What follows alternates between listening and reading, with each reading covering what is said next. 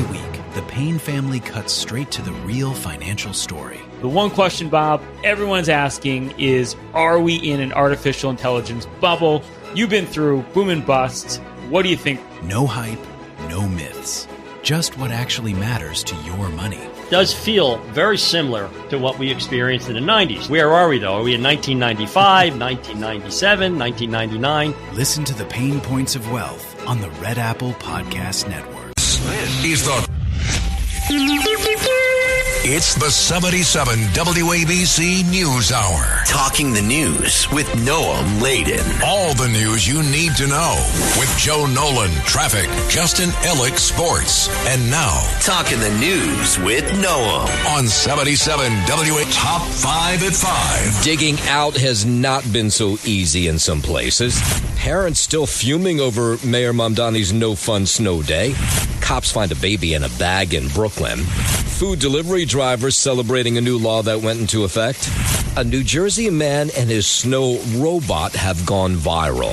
All right, let's get into it at 5:01. Mayor Mamdani says all should be somewhat back to normal today as the city recovers from the major weekend snowstorm. Our goal is for all services to be fully restored by tomorrow, with all streets cleared, students back at school in person, and our city back to normal, albeit with a lot of snow piled up. Yeah, there's a lot of snow everywhere. If you haven't been in the city over the last 48, 72 hours, you'll see the snowbanks everywhere. The mayor says thousands of sanitation workers salted, plowed as many streets as they could. He praised the storm response, which also included cleaning up parks, keeping public transit running, responding to emergencies. But he says there is more to do. The strength of our response is a testament to all of those who put in long shifts, clearing snow from our parks, keeping our public transit running, and responding to emergencies. So it's about 5,000 sanitation workers that traverse the city's 6,000 miles of roadways multiple times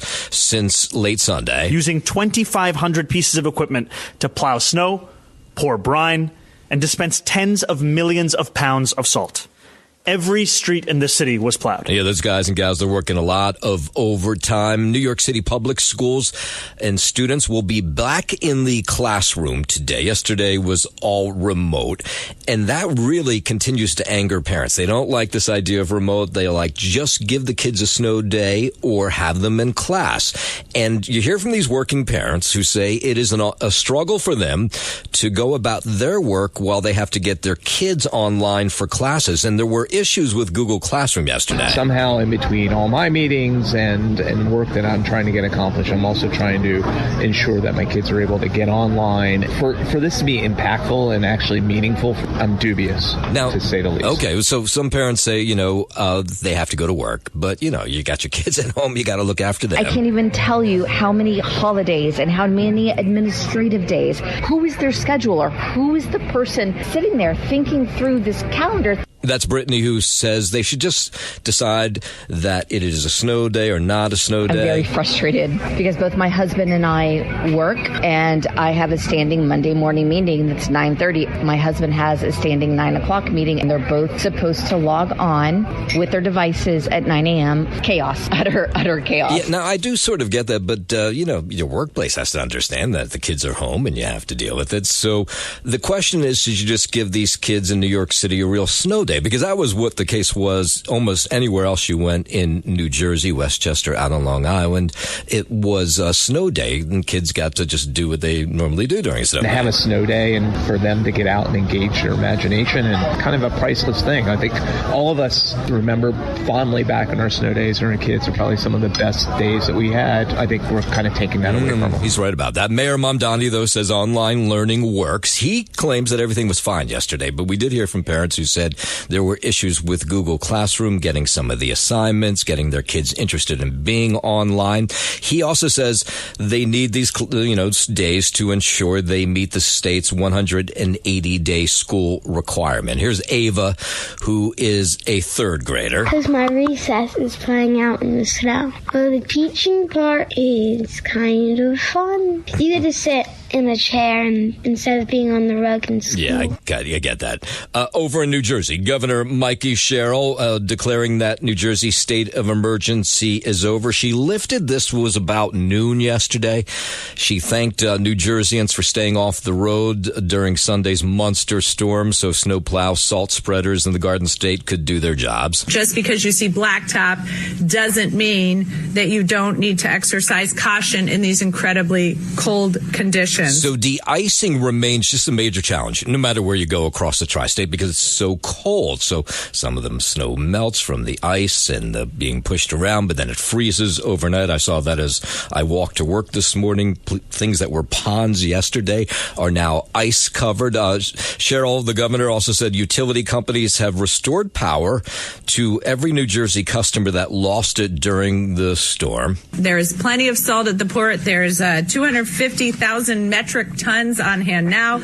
We have another 125 metric tons inbound. And New Jersey Transit, which did not run its trains yesterday, and this was the governor who said train service was called off on Sunday during the height of the storm, and they couldn't seem to get it really rolling completely yesterday, and they claim it'll be rolling like normal this morning. There's one exception, New Jersey Transit trains. They'll be operating on a severe weather level 2 schedule.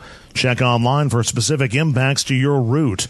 But NJ Transit buses, light rail, the Atlantic City rail line, and Access Link will all be on regular weekday schedules Tuesday. All of NJ Transit's light rail systems had resumed service as of Monday night, with the Hudson-Bergen line reporting half-hour delays.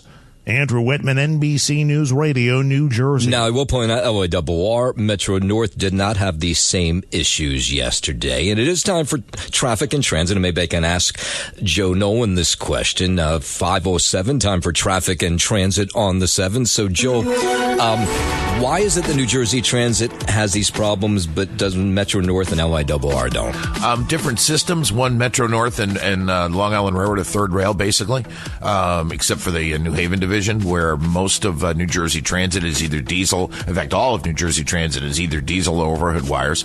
That's number one. Number two is that once they shut it down, they've got to inspect every inch of track to make sure that you don't have any broken rails, you don't have any frozen switches, you don't have some downed overhead wires. So it takes a while for it to get back, and they are back. They're on that level 2 severe storm schedule, which is basically limited service with New Jersey Transit. But it isn't just like flipping a switch. You just can't turn it right back on. Well, do they normally shut it down though? I don't remember that. Maybe I'm just not remember. They do. Yeah, okay. Yeah, they do. All They right. have been. I mean, they used to just run it, back in the day.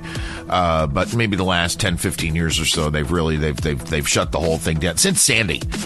Because you remember what a mess that was, where they had trains all over the place they lost a lot of equipment during Sandy because they had it in the wrong pattern. I remember They stopped the service and they put it in flooded areas. Not so smart. That wasn't so good. But again, you had that. 5:09. The travel disruptions, they continue across the country. This man stranded at Reagan National Airport in Virginia, describing his journey to try to get back here to New York. Left Cabos, landed in Phoenix, Arizona, waited there for about 6 hours, landed to Dallas Airport, took Uber to get here, and now we're hoping to get on a flight to Buffalo, New York. So it's been quite a trip. Yeah, so Cabo, of course, would not have been a bad place to be stranded. Yesterday, 5,000 flights were canceled, and so you had people stuck at airports all over the country. If I'd had 3 kids waiting for me at home, I'd still be in Cabos. Yeah, I don't blame you. And the White House says President Trump's been monitoring the ongoing storm that pummeled a lot of the country. Press Secretary Caroline Leavitt says the president has approved federal disaster declarations for 12 states. These declarations will help state-led efforts of turning power back on, clearing roads for emergency services, and keeping communities safe. Yeah, the list of states where the declarations were made. President Trump also quickly approved 12 federal emergency disaster declarations within 24 hours for the states of Arkansas, Georgia, Indiana, Kentucky, Louisiana, Maryland, Mississippi, North Carolina, South Carolina, Tennessee, Virginia, Virginia, and West Virginia. And of course, a lot of those southern states not used to this kind of cold. The White House press secretary also says the president is in constant contact with FEMA. President Trump continues to monitor the situation closely, and he has remained in constant contact with FEMA and emergency responders. And correspondent Emily Akita reports that the storm left hundreds of thousands of electric customers, mostly in the south, without power. The weight of the snow and in parts of the region up to an inch of ice, snapping tree branches and power lines, wreaking havoc in homes, but also on the roadways. In New York State, hundreds of accidents were reported yesterday alone, and we're also seeing that mess at America's airports. And then we have more information on this airplane crash out of Maine. 6 people dead after a business jet crashed after takeoff from Bangor, Maine on Sunday night. They say it was snowing at Bangor International Airport at the time of the crash, and visibility was poor. National Guard joined first responders in responding to that scene where the wind chill put temperatures at a minus 13. FAA and NTSB were on the scene yesterday investigating. And then just the horrible news that there are 11 deaths related to the storm here in New York City. One of them, a former police lieutenant, and we'll tell you his story, that coming up after 5:30. And on a much lighter note, how do they measure the amount of snow that falls in Central Park? Her name is Lindsay O'Karmas. She's the Director of Landscape Services for the Central Park Conservancy, and her responsibility is to measure snow. And while forecasters have all the bells and whistles with satellites and computers, Lindsay just has one tool to measure snow, a long metal measure stick. That's right. She takes the stick in an out-of-the-way location and carefully sticks the stick into the snow. She says plunging it fast would disrupt readings. The Conservancy has measured snow since 2015, and before that, it was taken at the Central Park Zoo. Lisa G., 77 WABC News. WABC News Time 5:12. There's lots of other news. There's been some headway in the New York City nurses strike. The nurses union says with the help of a federal mediator, Mount Sinai and New York Presbyterian have agreed to maintain their nurses' health benefits.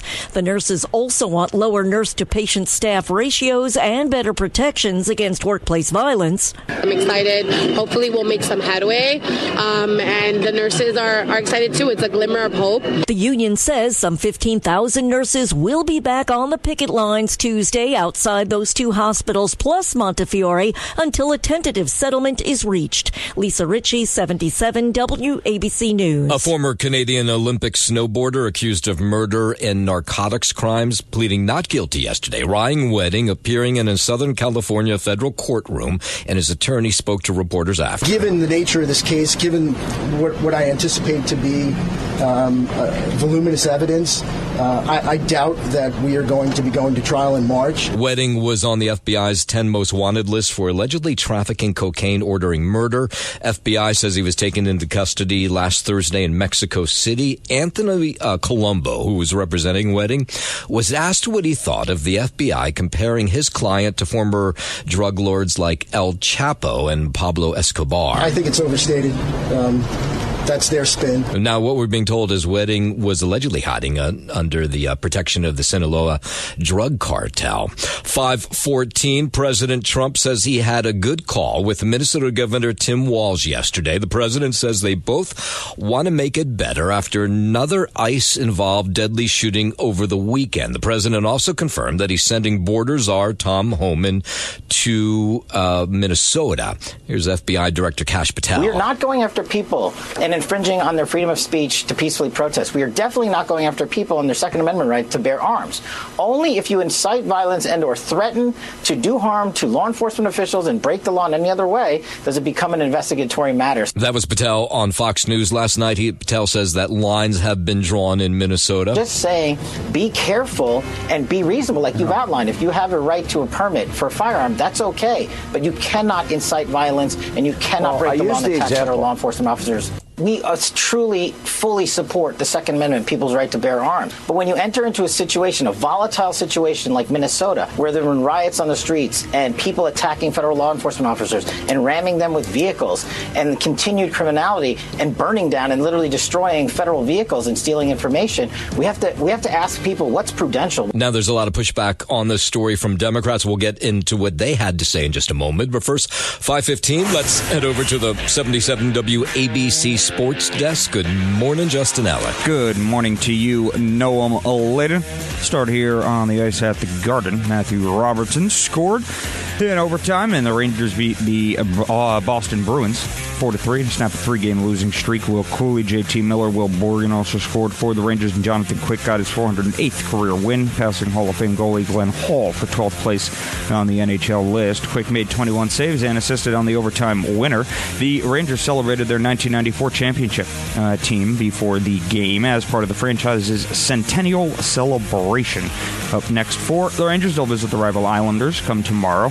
Speaking of those Islanders, they shut out the Flyers 4-0 in Philly last night. Ilya Sorokin stopped 21 shots for his NHL best 6th shutout of the season, and Jean-Gabriel Pageau scored 2 goals to lead New York to the win, and Matt Barzal and Tony DeAngelo also scored tonight on the ice. The Devils return to action at home. They will welcome in the Winnipeg Jets for a 7 p.m. puck drop, and both local NBA squads back on the hardwood tonight as well. The Knicks will welcome in the Kings at 7:30, and tonight at 9 p.m. the Nets will get going out in Phoenix against the Suns. That is your Sports Noam, and I'm Justin Ullick on 77 WABC. WABC News Time 5:18. Let's go back down to Washington, D.C. The White House says President Trump doesn't want to see anyone killed during ICE operations in Minneapolis. Press Secretary Caroline Leavitt telling reporters the ICE-involved shooting death of Alex Preddy on Saturday was a tragedy and a direct result of Democrat leaders in the state encouraging left-wing agitators. Governor Walz and Mayor Fry have shamefully blocked local and state police from cooperating with ICE,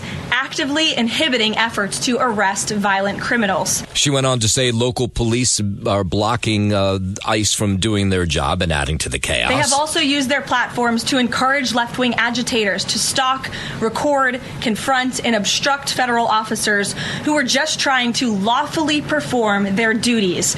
And as the White House does and has, Leavitt placing the blame on the previous administration for the number of illegal immigrants in the country. Former President Joe Biden and the Democrats opened America's borders for 4 years, inviting tens of millions of illegal aliens from all over the world to flood into our country. And the president will have a lot more to say about that when he joins Sid on Sid and Friends in the morning, 8:30 this morning, so make sure you're here to hear that. WABC News Time, the White House, 5:19, the White House says Arizona's Democratic Attorney General is contributing to the violence in Minneapolis. This rhetoric against ICE, comparing them to Nazi Gestapo, Donald Trump's police force, is despicable. It is shameful. The press secretary was asked about Arizona Attorney General Chris Mays, who suggested citizens might be able to use lethal force against ICE agents. Mays cited the state stand your ground laws, saying if agents are masked while confronting someone, the state's self-defense laws could create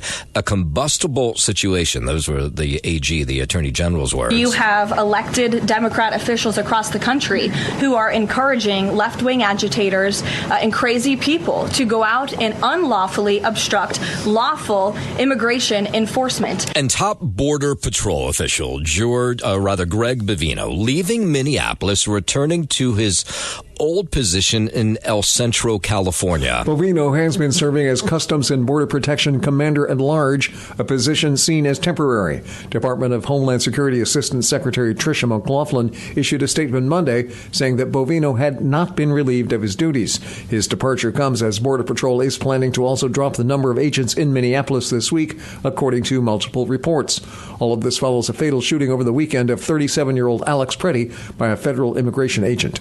I'm Mark Mayfield. Democrats want to punish Republicans for what's going on in Minneapolis. A group of Democratic lawmakers threatening to cut Homeland Security funding, possibly triggering another government shutdown. California Senator Alex Padilla, he went on to social media yesterday, says federal immigration agents are acting with reckless disregard for life. How can you, good conscience, continue funding a department without the guardrails and protections? We need independent investigation. Now, here's the issue. Changes to a government funding package would require approval from the House, and they're on a break until next month, which is why it could trigger another government shutdown. We've already gone through a long one of those. Clearly, they're rounding people up who are lawfully present. And Padilla says that he cannot fund an agency that's arresting Americans. Now, there's other Democrats saying the same thing. We need to have accountability, and that's what this budget fight is.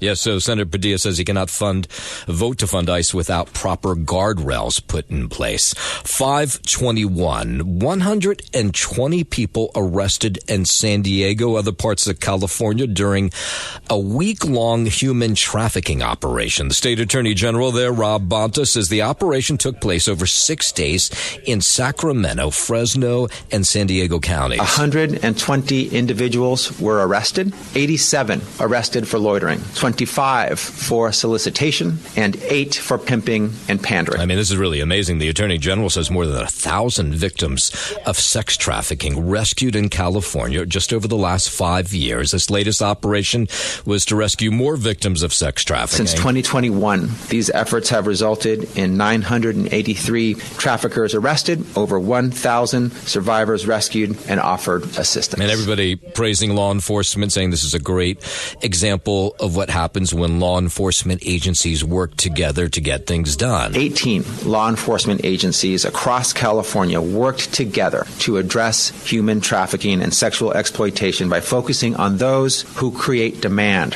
for these illegal services. 120 people in all arrested. This operation reflects an ongoing commitment by California law enforcement to target those who fuel trafficking and exploitation. Yeah, good job done by those law enforcement workers. While we're out in California, the estranged husband of a socialite from Newport, California, is behind bars after her body was found at the bottom of a cliff. Tech millionaire Gordon Abbas Goudarzi is charged with first-degree murder, accused of killing 58-year-old Ariane Popoli. Her body was found on November 18th, 75 feet down a steep embankment in Crestline. The couple founded U.S. Hybrid, a clean energy company, which they later sold for $50 million.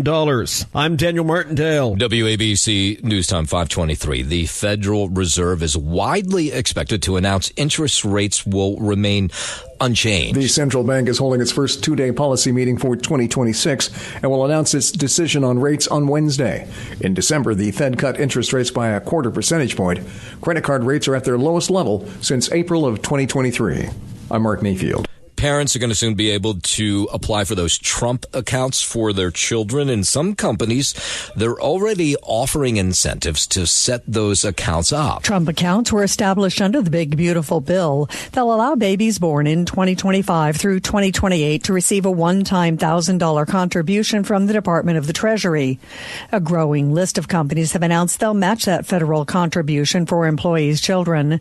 Those companies include SoFi, Charter Communications, BNY, BlackRock, Robinhood, and Charles Schwab. I'm Tammy Trujillo. WABC News Time 524. An American rock climber has scaled one of the tallest skyscrapers in the world without a net or a safety rope. Correspondent Molly Hunter reports that Alex Hanaud climbed to the side of a Taiwan building. Taipei 101 is a 101-story skyscraper towering 1,667 feet in the air. And it's been climbed before, but never without ropes. Yeah, so Hanaud became famous for climbing the sheer cliff of California's El Capitan back in 2017, as seen in that Oscar-winning documentary Free Solo. The father of two checking in with wife Sandy at the 60th floor.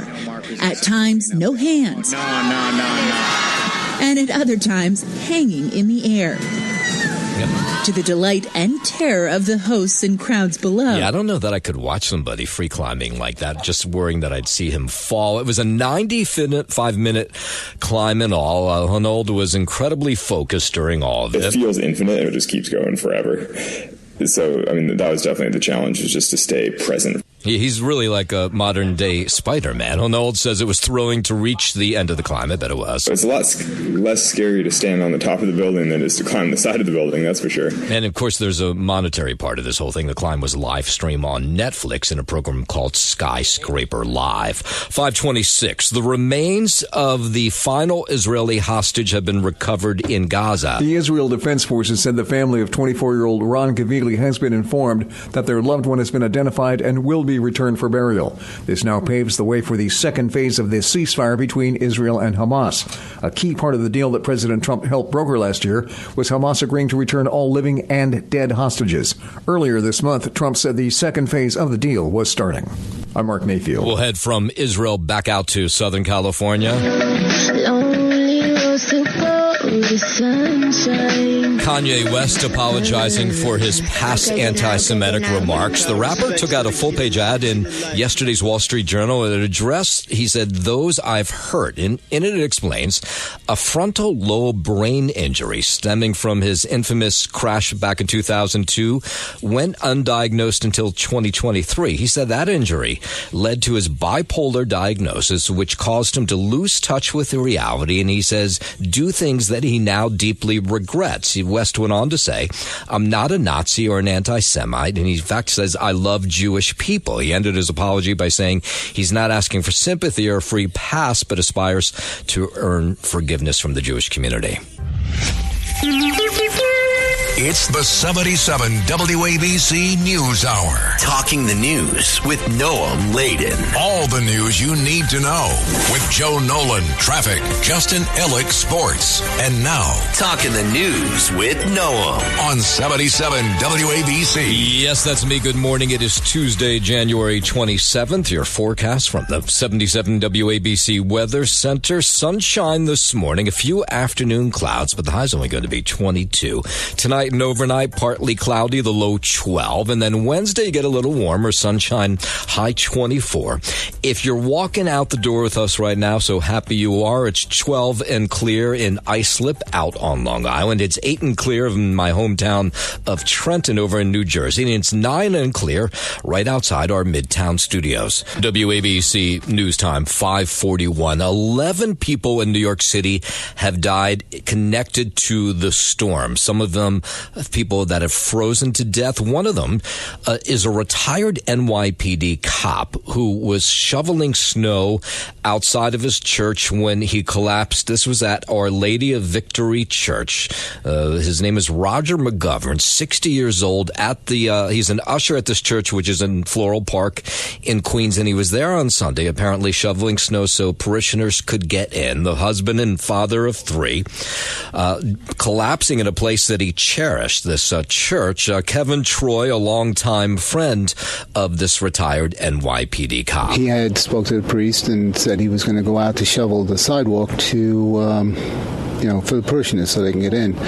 And before he started shoveling, he had collapsed. Medical examiner will determine the cause of death. They said that he was at church and he had a seizure, was the original, and by the time we got to the hospital, he had passed. Yeah, just heartbreaking. Additionally, officials telling us that a 67-year-old was found unresponsive on a sidewalk in New Jersey with a shovel in his hand. So now they're thinking that he was pronounced dead later. His identity has not been released, but they're suggesting, obviously, that this is connected to his shoveling as well. And we're hearing from Dr. Nancy Conroy. She's an emergency medicine expert at NYU Langone, and she says, look, there's life-threatening medical issues that can quickly arise in frigid weather, including hypothermia and frostbite. And she says you just need to be careful out there. It can take 30 minutes for frostbite to set in if the skin is exposed to weather that is at freezing. City medical examiner will determine the cause of death for the 11 who died. I will suggest that I had followed what Mayor Mamdani said during his press conference. He said, if you see somebody lying on the streets amid this cold, don't hesitate to call 311. I just want to tell you what my experience was. I saw somebody lying on the street as I was walking to work this morning. I said, this is not good because he looks out of it. It's like 10 degrees outside. So I called 311. And let me just tell you, my experience was excellent. They said, okay, give me the information. I told them where it was. They connected me to 911. I talked to the police, and then they followed up by calling me back to tell me that they were at the scene and talking to this individual, trying to get him to come inside. So it's the whole idea. If you see somebody out on the street, especially amid this weather, we don't need any more deaths in the city. So call the police. So this Dr. Nancy Conroy says there's been an uptick in these frigid temperature-related cases. So you just have to watch out for people. What we are seeing is people coming in with issues and concerns related to the weather. Yeah, and then you have airports across the country trying to get back on track. 5,000 flights were canceled yesterday, and people found themselves trapped at airports all across the country as they tried to make it back here to New York. I'm from Boston. I hope I can go back home. If not, I'm here. Everything's going to work out. I'm this positive. Everything's going to work out. Well, I've delayed it by 2 days because we're going back to Kentucky. So there's ice and snow and all that. Yeah, so some people say, they didn't mind because they were being trapped in warm places. Others say they need to get back home to family. That's where she's having to go back to. We're having to probably change her flight to go back because she's in Austin and it's storming over there. I really don't want to go home to sub-zero temperatures anyway, so I'll just stay here. I'm retired. I'll enjoy it. Yeah, that woman apparently in Orlando. I can understand why. In a moment, we'll head over to Jersey City where they have a new mayor, and this snowstorm was the first test of how he would handle it, and he's getting terrible grades. It's almost like a Mayor Lindsay moment. We'll get in that in just a moment. But first, 5:45, let's head over to the 77 WABC Sports Desk, and here's Justin Ellick. Thank you, Noam Liddon. Starting the ice at the Garden, Matthew Robertson scored in overtime as the Rangers beat the Bruins 4-3 to snap a 3-game losing streak. Will Cooley, JT Miller, and Will Borgen also scored for the Rangers. Jonathan Quick got his 408th career win, passing Hall of Fame goalie Glenn Hall for 12th place on the NHL list.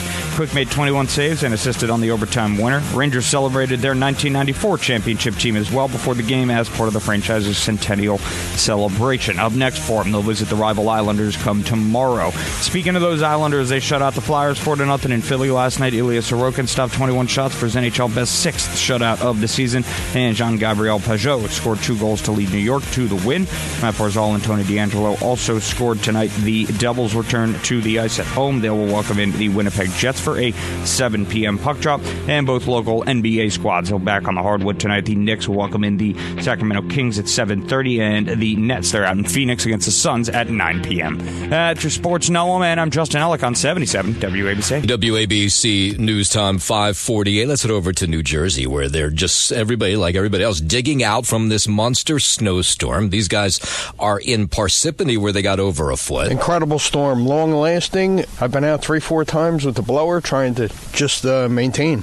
Tough. If you don't have a snow blower and you got to shovel this by hand, it's a lot. Yeah, in Sussex County, places like Stockholm ended up with nearly 1.5 feet of snow, and then you had that sleet and ice on top of it. Here's a plow driver, Craig, who's made a lot of loot over the last 2 days. The storm, it wouldn't stop. It snowed, then it turned to sleet, ice. Just got to go out here and do what I do. Yeah, but it's a dream because, after so many winters where there's not a lot of snow, there's been a lot of snow this summer. And then you have these school districts that are welcoming students back to class today after a snow day yesterday, but not in Jersey City because they've been forced to cancel classes for a second day because the cleanup after the snowstorm has been a daunting task there. They have not been able to handle. Now, I'll point out the surrounding towns, Union City, Hoboken, everybody's back in class today, maybe with some delayed openings, but not in Jersey City. And they have a new mayor there. His name is James Solomon. He just took the oath of office less than a week ago, I think it was. So here was his first test. And full transparency, I live in Jersey City. And I watched during the course of the storm as he put out all these videos on social media of him looking like he was on top of the storm with sanitation crews. But talk to people in Jersey City. And they will tell you it was terrible, the response, and that streets are snow covered, there's ice everywhere, and terrible that their kids are going to be home again today from school. They say mostly because the streets weren't done properly. We need to get this cleaned. I've never seen it this bad. I don't know what's going on. In terms of a plower cleaning the streets, nobody's come, nothing like that. The amount of snow and how quickly it developed, they couldn't keep up with it. Now, is James Solomon having a Mayor Lindsay moment? You remember, well, you might not remember him. I wasn't born yet, but in 1969, it was Mayor Lindsay who famously did not tackle a storm well and got a lot of hell for it. I will point out, though, he did win re-election, so I guess people forgave him at some point. But now parents have kids home for a second day, and they're saying, hey, wait, when are these snow plows going to come down my street? It's dangerous. I think it's better for the kids to stay home, especially during busy morning commute hours. Now, Mayor Solomon did acknowledge in a social media post yesterday that the city could have done better letter saying that he'll release an after-action report, outlining exactly what went right and wrong. I can tell you what went right and wrong. They didn't do a good job. We know that certain streets were not hit the way they needed to be, so we're going to get people together. That report's going to be made public so that your government just doesn't work. We actually get better. Yeah, not a good way to start out as the new mayor of Jersey City. I mean, Mayor Fulop, who was my neighbor, I'll point out, we never had these issues under him. So, maybe this was a unique storm, and maybe that's what it's all about, but we'll have to see what that report says. The city says it currently has 50 public works vehicles deployed working around the clock. If you are thinking about pushing snow from your driveway onto the street, you may want to think twice because it could end up costing you. After major winter storms, you have these long-armers grabbing shovels and plows to clear their driveways, but some take that shortcut by pushing snow directly into the roadway. And apparently, who knew? There's a law in the books that says you can be fined for this thing. Now, I don't know if a fine's ever been handed out, but you could get a $200 ticket for taking your snow and throwing it back into the street because, of course, that makes it tougher for the snowplow drivers who just tried to clear your snow. They did that over here at Selkland. It's like the roads are hard to drive on because it's like they're smaller now because there's so much snow on the side. Now, in Suffolk County, enforcement depends on an officer witnessing the act, but it's still prohibited under state law. Here's the town of Islip supervisor Angie Carpenter, who spoke to News 12. It's the most disrespectful thing to do to put it in the town road when people are waiting for the plows to come and clear the roads for, private residences or businesses to dump snow back into the road. Yeah, some of it's just, disrespectful, right? I mean, these guys are doing these jobs. They're up all night working overtime, and then you're throwing the snow back into the street, making it hazardous for other people, and neighbors recognize it. Put it on your grass, like I did today. That's the right way to do it. And there's no reason you can't do that. Yeah, in more urban areas like where I live, there's no place to put it, so people do throw it back into the street. But if you have a lawn, throw it back onto the lawn.